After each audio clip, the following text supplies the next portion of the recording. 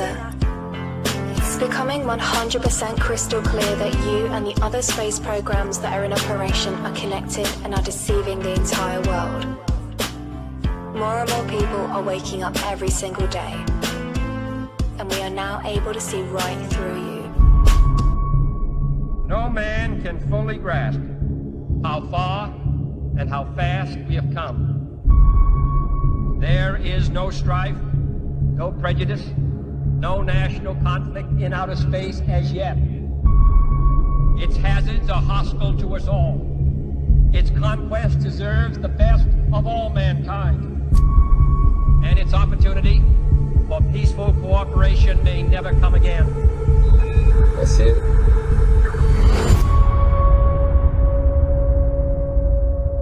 The mission's primary goal has been achieved. We're looking at a large single cell, biological. I'd hate to jump the gun, but I think it's time. We're looking at the first proof of life beyond Earth. You finally a daddy? It's gonna be a big custody battle over this one. It's beautiful. You! No, you're not going. Get your goddamn hand off! What are we gonna do? There's a man there! Wife follows out the way! And your poor I have time. I've got the jump. Cat, the tether won't reach. I'm unclipping.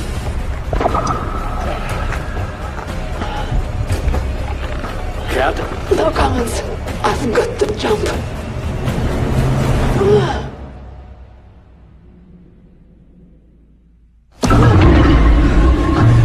We set sail. We ask God's blessing on the most hazardous and dangerous and greatest adventure on which man has ever embarked.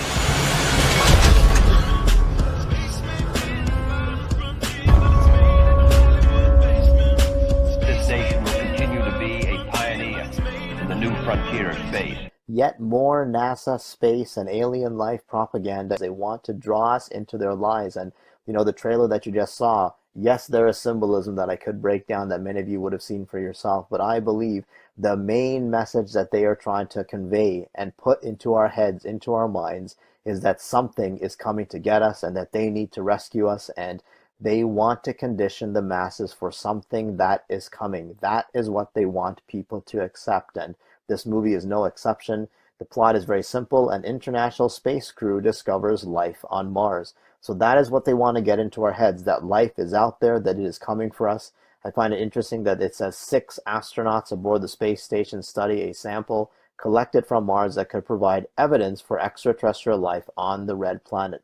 This is the main thing that they want to get into our heads, that something from outer space, which is definitely fake, but something from outer space is coming to get us. And this is yet again the same kind of propaganda we saw in a movie that I did a video on not that long ago called The Space Between Us, where they wanted us to think of a human being born on Mars, travels to Earth for the first time, experiencing the wonders of the planet through fresh eyes. He embarks on an adventure with a street smart girl to discover how he came to be. And of course, more propaganda saying that the gravity of the Earth couldn't sustain him because the gravity on Mars is different, and all that kind of nonsense that we see in this propaganda. And we are constantly being shown movies about Mars. I find it quite fascinating. Back in 2015, you'll recall a movie called The Martian, which starred Matt Damon. Again, a blockbuster film, and it was about an astronaut who becomes stranded on Mars after his team assumes him dead and must rely on his ingenuity to find a way to signal to Earth that he is alive. You'll recall that he planted all kinds of potatoes and was able to sustain himself on the planet, and, you know, was quite the feat, or at least what it seemed in this movie. But again, all fictitious stuff. None of that is ever real or will ever happen. They've got the flag up now, and you can The United States has shunned the Paris Climate Agreement, but it has big plans beyond planet Earth. Beautiful, just beautiful. President Trump wants to send American astronauts back to the moon and to places no man has ever gone before. Trump's first space policy directive orders NASA to refocus on human exploration and discovery, 45 years after its last Apollo mission to the moon. Trump said the initiative would create many jobs, and he hoped to see a lunar mission serve as a stepping stone to Mars. We will not only plant our flag and leave our footprint, we will establish a foundation for an eventual mission to Mars and perhaps someday to many worlds beyond. Another interesting movie back from 2013, not that long ago, and I actually watched recently myself, is called The Last Days on Mars, and was yet again about a group of astronaut explorers who succumb one by one to a mysterious and terrifying force while collecting specimens on Mars. And you will see the trailer for this later on in this video. But more propaganda to put into our heads that something is out there, that life is out there, and it's going to come and get us. Something is coming to get us. Again, another movie from the year 2000 called The Red Planet, yet again about astronauts going to Mars to save a dying Earth by searching Mars until the mission goes terribly awry. So what I find quite interesting is that even if you just Google movies about Mars, there are just tons of them. There is so much propaganda about this particular planet. And, you know, it comes to the point where I think we really need to start questioning these things as to why are we seeing so much of propaganda, whether it's about Mars or whether it's just about space in general. We are constantly being shown space propaganda, stuff about space. I even went to Wikipedia and found a list of movies just on Mars itself, and there is quite a lot of them. Some go back as far as 1924, 1918 even. There's another movie here I found interesting, Ghosts of Mars. I think I may have seen this, I'm not sure. I'm sure many of you have, but it's about, on a mostly terraformed Mars, a team of police officers search for missing miners and discover that they have been possessed by spirits from an ancient Martian civilization. So to me, this is more programming for the spirits of the Nephilim, how they want to possess our bodies and take over. There are just so many films out there. Here you go. One from 1918 and even 1910, A Trip to Mars. Actually, they're both called the same thing. So for a long time, literally for over a century,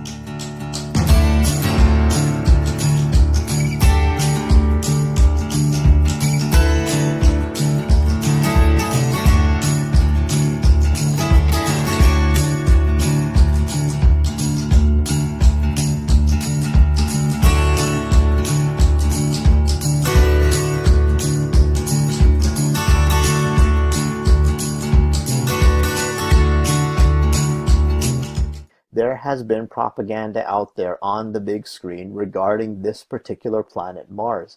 And I find it fascinating that NASA, who many believe is a real scientific agency, is promoting this. And why? I found an article from the Washington Post, this is from July 30th of 2016, why NASA still believes we might find life on Mars. So all of this propaganda is just out there to try and get it into our heads, and to make us believe that what NASA is doing is actually real. And, you know, here in this article, it even talks about something that they found. They snatched a sheet and scrutinized this freshly inked graph. The thin line measuring radioactive carbon crept steadily upward, just as it always did when Levin performed the test with microbes on Earth. But this data came from tens of millions of miles away, where NASA's Viking lander was, or for the first time in history, conducting an experiment on the surface of Mars. Gil, that's life, his co-investigator Patricia Stratt exclaimed when she saw the first results come in. There was jubilation at JPL. Afterward, Levin said, he drove into the mountains above Los Angeles and sat on the ground and stared up into the night sky. So they really want us to think that they are about to find life on Mars. And of course, if you go to the NASA website, you will see much propaganda out there regarding their supposed journey to Mars. And of course, what do they give us? Good old CGI images, fake images, yet again more CGI, fake ball Earth nonsense. This is supposedly the ISS, so, you know, many people have questioned if, you know, if the ISS is taking photos of the Earth, who the heck is taking photos of the ISS? Are there more, space stations or spaceships above the ISS that's taking this photograph of the ISS? Or if you realize that this is all CGI nonsense, then it all really begins to make sense. All right, again, yet more CGI BS that comes from NASA. This is what they do with all the money that they get from our tax dollars. And, if you keep going with NASA and their JPL website, they want us to believe that they're finding water. They want us to believe that there's as much water as Lake Superior. And we know that Lake Superior is pretty much the biggest of the 5 Great Lakes. And, this is what they want us to believe. NASA and mainstream science really want us to believe in these planets and the solar system and all of this propaganda. And they do that through these movies. They put these concepts into our heads. And, even though we can think that they're fictitious and just made up stories, but it's all to promote NASA's lie as to what the elites want us to believe. And, there's a lot of information on the internet that speaks about this. They even show how Devon Islands, which is a place in northern Canada, and if you look at this photo here, this is a normal photo of Devon Islands, but this is what NASA wants us to believe is a photo from Mars, which is basically identical to what you see on the Devon Islands. The first time we arrived on Devon Island, we landed in this plane. The team was very small, with just 4 people. And I was just completely taken aback by how Mars-like the whole landscape was. Especially you're flying in, it looks just like the moon base. The land is desolate. We had to take 7 flights to get here. It's a really tough undertaking, but it's extremely fascinating. This is a place that is barren. Vast, intimidating. You're rambling through areas that are quite dangerous. It's isolated and remote and rocky, just like the surface of Mars is. I think someday there'll be humans walking on Mars, definitely. My guess is that the first people who land on Mars will say something to the effect, "Oh wow, this looks just like Devon Island, where we trained." There's even photos from Egypt that they have put in a red filter to make it look like it's supposedly the red planet. But, yet again, just more propaganda, more lies. Anyone can take a filter and put it on any kind of, land photo of a landscape, and they can just change it into what could possibly look like a red planet. So this is really what is going on. And, what is quite fascinating and what we've seen before is that Mars just so happens to be the name of a Roman pagan god, or the god of war, second only to Jupiter in the Roman pantheon. Okay, so we can see that even Mars was considered the father of Romulus and Remus, the mythical twin founder of Rome. According to the story, their mother, the Vestal Virgin Rhea Silvia, was raped by Mars while she slept, and in her dream she had a vision where she dropped a hairpin to the ground, and from there sprang 2 twin trees. So we can see that Mars is very similar to Zeus, who raped Europa. And, Mars seems to be no different than Zeus, where he went and raped this other one, Rhea Silvia. So again, all pagan god nonsense that is happening here. And you got a question as to why are all these supposed planets named after pagan deities? That should, cause you to scratch your head right there as to what is, and show you what's truly going on, because really, it is all a deception. There are no such things as planets. They are all stars in the firmament. If you look at what the Bible says, you will clearly see that the Lord God, Yahweh, set up a firmament, a dome in the heavens. That is what our sky is. It is a vaulted dome that nobody can get through, and the sun, moon, and stars are inside that firmament. Although we weren't able to shatter that highest, hardest glass ceiling this time, thanks to you, it's got about 18 million cracks in it.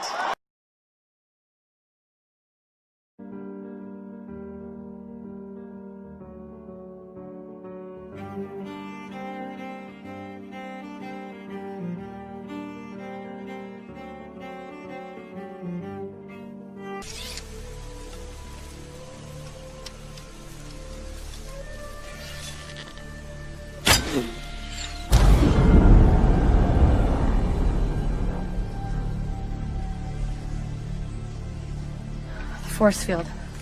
It's a dome. We're at the edge of the arena. It may be hard to see tonight, but we are all standing under a glass ceiling right now. And the light is shining through like never before, filling us all with the hope and the sure knowledge that the path will be a little easier next time. It keeps us away from the second heaven, the waters above, and of course what is above that is the third heaven, the domain of Abba Yahweh, God himself. But the Leviathan, the dragon, and the fallen angels, that is where they dwell. Because right in Genesis 1, we can see the story of creation. Right from verse 6, God said, "Let there be a firmament in the midst of the waters, and let it divide the waters from the waters." NASA and mainstream science wants us to believe that the moon is only reflects the sun's light, when really, according to the Bible, the moon has its own light. It is self-illuminating. It is the lesser light. It is not as bright as the sun, but it is the lesser light. Well, now, one thing, you have a theory about the moon, and we expect to be able to get observable facts about the moon fairly soon. What is your theory? Well, it is by now rather more than a theory. 10 or 11 years ago, I stated to various scientists that the moon is not a piece of rock, but it is a plasma phenomenon, a cosmic plasma, and that this fact will eventually be confirmed. I made certain predictions which were already confirmed in 1958, and the situation now is coming close to a complete confirmation. What will be the result if you're proved to be correct in your theories? The result will be profound and decisive, because it will give proof that a complete reinvestigation of the laws of nature is necessary. Because if the moon is a plasma, no man will ever land on it. The soft landing attempts will all fail. That means that the mass of the moon is far less than is currently assumed. It's in a different state of energy, and it has far less mass. That means there is no more explanation for the tides. If the moon, for example, had only 1,000th part of its current mass, then the tides would only be 2 inches high under conventional theories, instead of sometimes 14 feet. And that means that if it is proved that the moon is a plasma, then all gravitational theories are out, and a new concept of the cosmos and of its laws has to be evolved. Coming of the lawless one is according to the working of Satan, with all power, signs, and lying wonders, and with all unrighteous deception among those who perish, because they did not receive the love of the truth, that they might be saved. And for this reason God will send them strong delusion, that they should believe the lie, and that they may be condemned who did not believe in the truth, but had pleasure in unrighteousness. Just like as many who want to reject Yeshua HaMashiach, Jesus the Christ, as their Messiah, they are going to end up getting the anti-Messiah or the Antichrist, because they've been rejecting the truth. Even all of these lies that we've been told about the ball earth and about evolution and climate change and all this kind of nonsense, it is all playing into the final great deception that is coming. Many of you remember the Independence Day Resurgence movie that came out. So much, propaganda regarding aliens coming and, destroying the planet or trying to take over.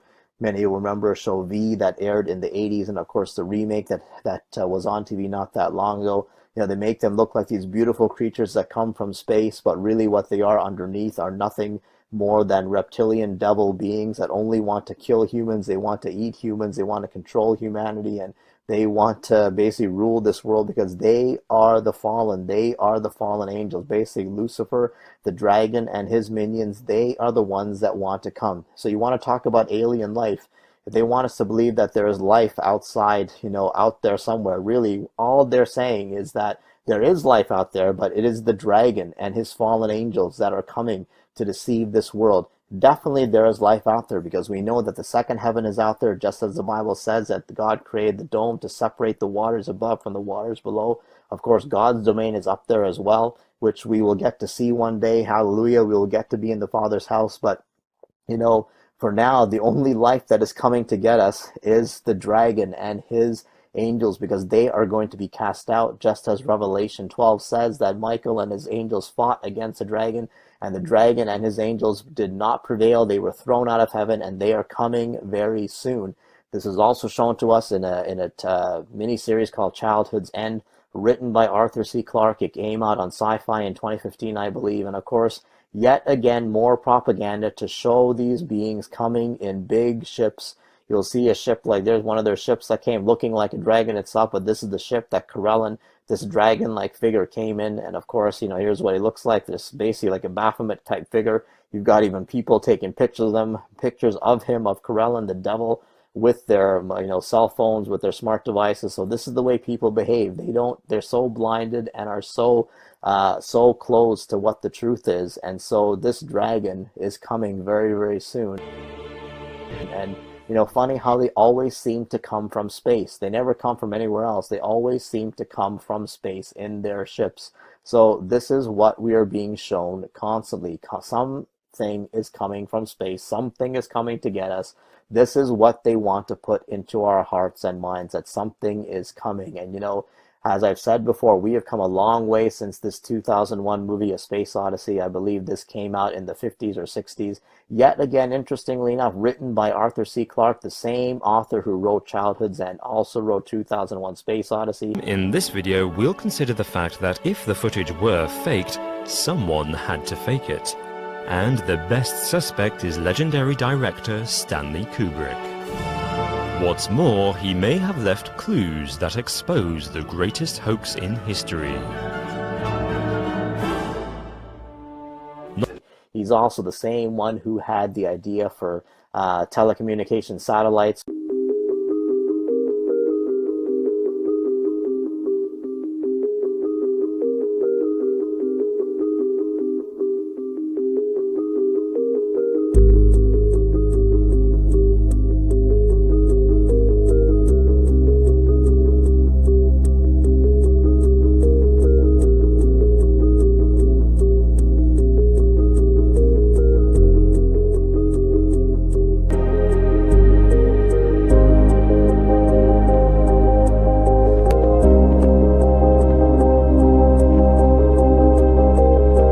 This article was released back in March 2019. According to the article, NASA has partnered with two companies, SoftBank and AeroVironment, to fly a high-altitude solar-powered drone that will be providing 5G internet. It's supposed to be flying over 65,000 feet. Now, the first question is, why would we need a solar-powered drone when we have satellites in space? I guess balloons like Google's Project Loon and high-altitude drones are the future of internet, so-called space communications. These are pictures from Google's Project Loon. Just look at that satellite dish pointed at a balloon.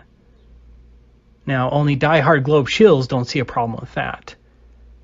But I did a little digging and discovered that AeroVironment has been flying these drones since 1981, if you can believe that. Remember, the first box of ISS parts was first allegedly orbiting the Earth at 17,000 miles per hour in November 2000.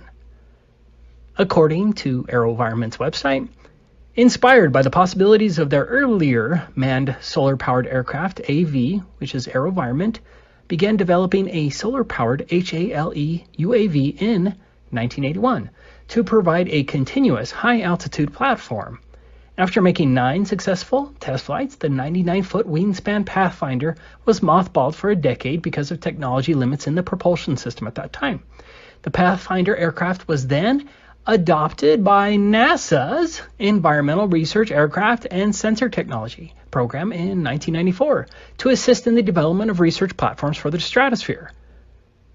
So, NASA was certainly involved with this drone project since 1994. I wonder why. But this is what I found very interesting. These high-altitude drones are referred to as satellites. And I quote, "Larger and more robust than the Pathfinder predecessors, Centurion incorporated many of the enabling technologies for an updated HALE UAV able to perform atmospheric satellite missions." Did you see that? The Centurion drone, which flew at 80,000 feet, was considered, though, as it was performing satellite missions. AeroVironment isn't some unknown company. This is a major NASA contractor. On this different page, AeroVironment referred to their drones as pseudo-satellites. But it seems that this NASA contractor unequivocally considers high-altitude drones as satellites. How is that possible? Now, watch this informative video by AeroVironment. In my opinion, I think the ISS is nothing more than a specialized, high-altitude, self-powered drone lit up like a Christmas tree, which is intermittently replaced by another similar ISS drone. NASA steals $53 million a day from the American taxpayers. With that much money, anything is possible.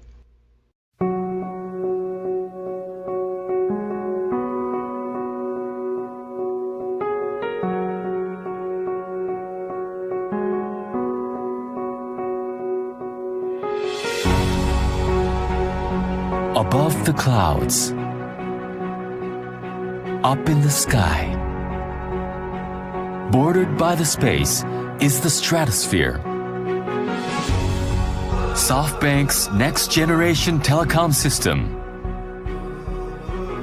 High Altitude Platform Station, HAPS. With 78 meters of wingspan and 10 propellers, HAPS is a lightweight aircraft, flying at 110 kilometers per hour. The large wing surface is covered by solar panels. In the stratosphere, there is plenty of sunlight during daytime, and the weather is mild throughout the year with little change in the wind speed. This condition makes a long-term, stable flight possible. The aircraft keeps flying in a certain area for months, powered completely by the sun. One HAPS operates as a cell site with radio coverage of 200 kilometers in diameter, which delivers a telecom network serving the entire ground. Standby aircrafts are always ready to take off for maintenance and emergencies to offer constant, stable services to customers.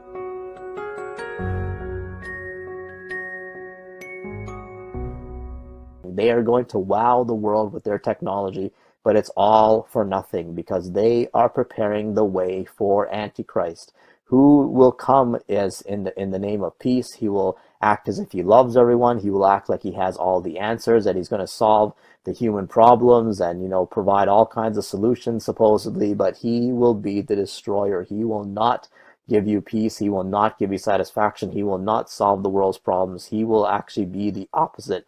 Everything that he claims to be, he will do the direct opposite of what he promises you. No, we weren't able to shatter that highest, hardest glass ceiling this time, thanks to you. It's got about 18 million cracks in it. Up and you start to see the obvious. Life is just a lie and this whole world ain't what we thought it was. NASA's missions to the moon were never completed. They just filmed them in a room and people believe it. I used to wonder what it's like to be an astronaut. Now when I see them acting, I can't help but to laugh a lot. They give us cartoons and they claim that we live on a ball, but it's flat and it's not moving or spinning at all. Why you lying to us, man? That's something that we want to know. After that, you're gonna have to pack up all your stuff and go.